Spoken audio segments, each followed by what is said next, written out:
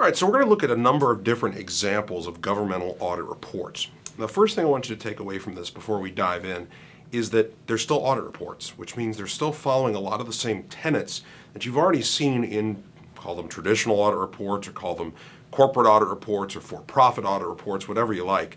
But they're going to follow the same tenets, right? So they're still going to have an intro, management responsibility, auditor responsibility, paragraphs, and an opinion. They're still going to have the same structural features. They're still going to follow in the same basic order, and a lot of the content is going to be similar or identical.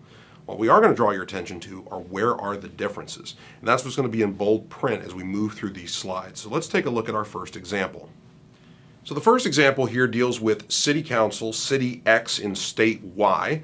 Now you'll notice there's the we have audited, there's our standard intro paragraph, but I'll draw your attention to the bold print here, noticing that there's this lengthy list. It's not a list of financial statements though, right? You'll notice it's a listing of different activity types and funds. That's the first hallmark of governmental auditing, is very commonly there's multiple reports that are needed.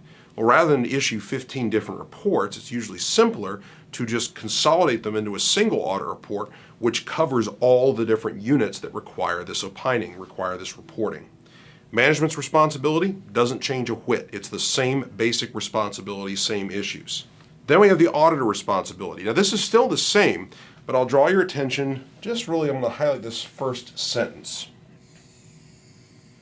What that may sound familiar, and it should, that's the component auditor phrasing. Whenever we have a component auditor or auditors that handle part of the audit responsibility, and we're basically saying they're responsible, we depend on their report to complete ours, we cite them in the auditor responsibility paragraph, and we try to give the reader an explanation as to how big a piece of the puzzle were they responsible for.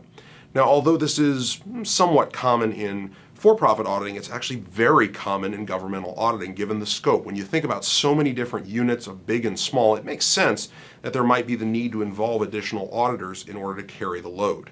Now the rest of that paragraph, the rest of the auditor responsibility, identical to what we've seen before. The only other tiny difference is right down here at the very bottom.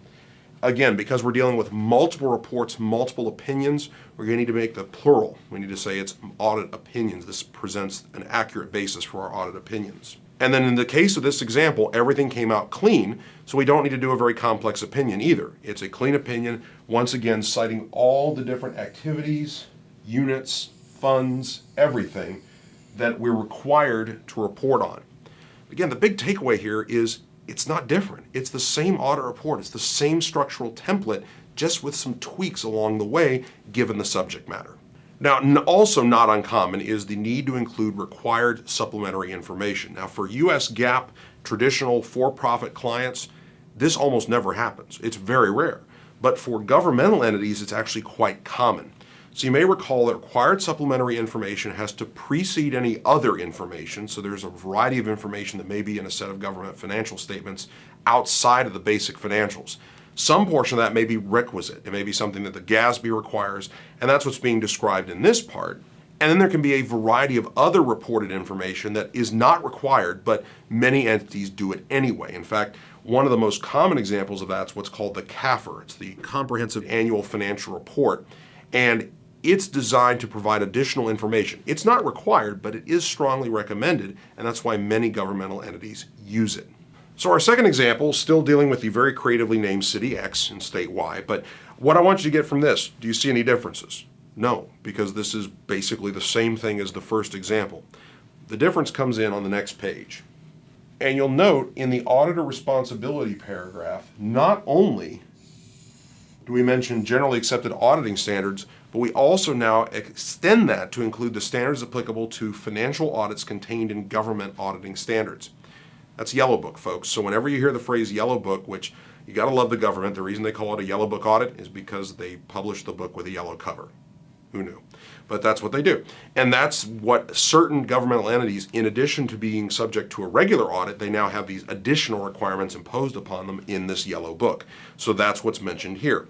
There's no other change necessary. You're telling the readers everything they need to know, saying, I conducted an audit. I not only had to follow the regular rules, I had to follow these additional rules too. Then they still get a clean opinion. There's the required supplementary information we saw previously. Then the other information comes into play. And we're going to add one more wrinkle, And it's this lengthy bit right here where it talks about the schedule of expenditures of federal awards. Well, whenever you see the words federal awards, that's usually a hallmark of the Single Audit Act. That's the third layer of responsibility. So a governmental entity could be responsible for an audit in accordance with generally accepted auditing standards, plus perhaps Yellow Book, and on top of that, plus perhaps Single Audit Act, and it involves federal awards, which is what's being referenced here. And then it also mentions the required schedule of expenditures of federal rewards that's required under the Single Audit Act to be presented. And finally, you'll notice that they also have, in accordance with those Yellow Book standards, additional reporting requirements regarding internal control. Basically, like a public company, they also have to have an opinion on internal control. So again, structurally, not different, right? Same paragraphs, same basic information, same basic order, but just the addition based on what's going on with this particular governmental entity. And that's what you need to take away from this for the exam, is that you don't throw out everything you know. You say, okay, everything I know is still true, plus some extra stuff depending on the type of client. Here we have our third example report, still dealing with City X. Again, no changes here on the first page, same basic intro, same basic management responsibility paragraph, same basic auditor responsibility paragraph. But here's one other change, and I'll draw your attention right here to the general fund. Up till this point, we've been dealing with, well, what happens, how do we make the report on all the entities? Well, it's very easy if they all get the same opinion. What if one of them doesn't? In this case, the general fund didn't. They got a qualified audit opinion. Well, one of the simplest ways to handle that is just say, here's the list of everything we're giving an opinion on and the kind of opinion that we're giving them, and then all you have to do is follow the appropriate language and the appropriate reporting standards for each type of opinion. So we say, well, the general fund is qualified, so now we have to explain why we're giving them a qualified opinion. What went wrong with the general fund? And they mention here that they have not adopted a methodology for reviewing the collectability of taxes receivable. Basically, they haven't done the allowance for doubtful accounts, and that's not in compliance with the appropriate rules, and that's why they have to get a qualified opinion.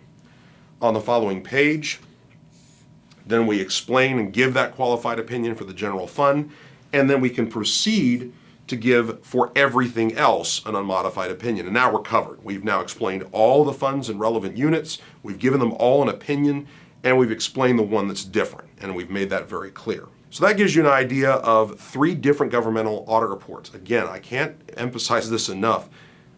It's not that different, right? You've noticed in every one of those examples, it was minor changes. Now, it's important that you understand where those changes are likely to occur, but also remember that you can always fall back on generally what I know about auditing is still going to be true, and that may be in some cases sufficient for you to answer the relevant question, even if it's a governmental auditing question.